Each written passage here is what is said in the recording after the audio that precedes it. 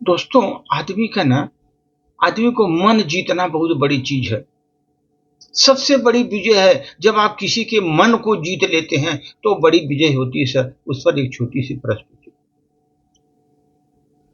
अगर मन को जीतना है तो अपने विचार और वह निष्ठा और लगन तभी आती है जब उस मनुष्य के संपूर्ण चेतन द्वारा स्वीकृत और विवेक द्वारा प्रमाणित कर दिया जाता है कि हम सही हैं, बहुत अच्छे हैं, उनको प्रमाणित कर देते हैं। जिस प्रकार विचार की शुभता जो है, अगर विचार की शुभता में अगर आपका संशय रहेगा तो उतना ही संकल्प आपका दूर हो जाएगा, संकल्प दूर हो जाएगा। अगर विचारों में शुभता नहीं है, अच्छाई नहीं है विचारों में, इसलिए इस विषय में मनुष्य को अपने विवेक से काम लेना चाहिए। विवेक से हर जगह काम लेना चाहिए। मानव मन में से एक चमत्कारी शक्तियों का भंडार है वो मन। मानव का मन चमत्कार से भरा हुआ है सर। उसमें चमत्कारी शक्तियां भरी हुई हैं।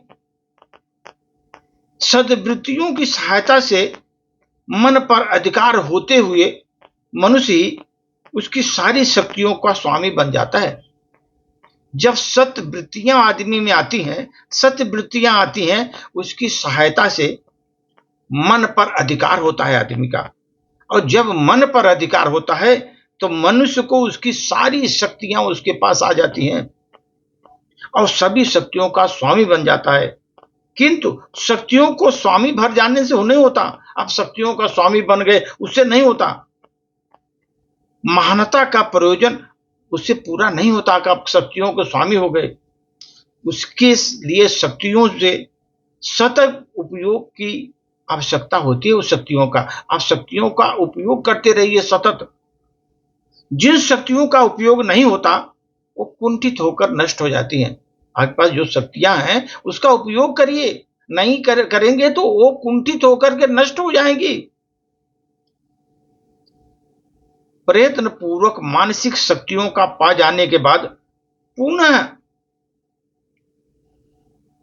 जो खड़ा होने का खतरा जो है निकल जाता है सर। आपको मानसिक शक्ति है तो आपको बहुत बड़े विचार आपके दिमाग में आएंगे और मानसिक शक्ति से आप सब कुछ विजय कर सकते हैं।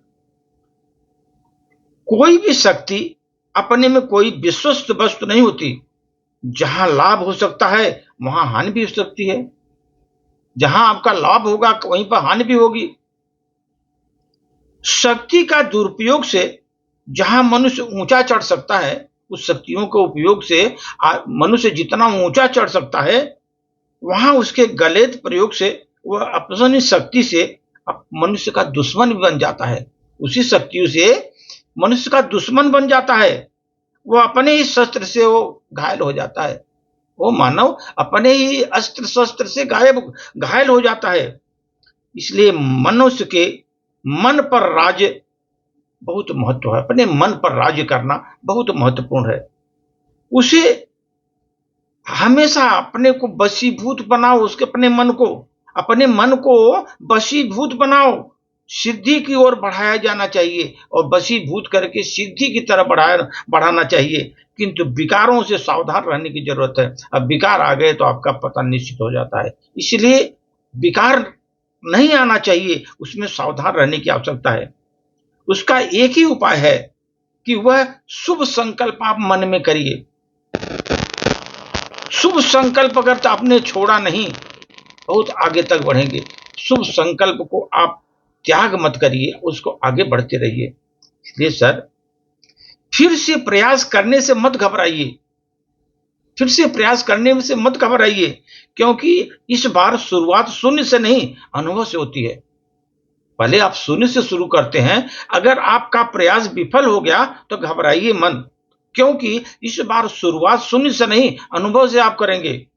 कभी कभी मन को मना लेना ठीक ही होता है। दुराग्रह कभी कभी खुशी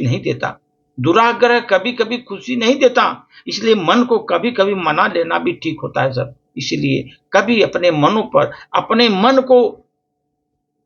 को जीतना बहुत आवश्यक है।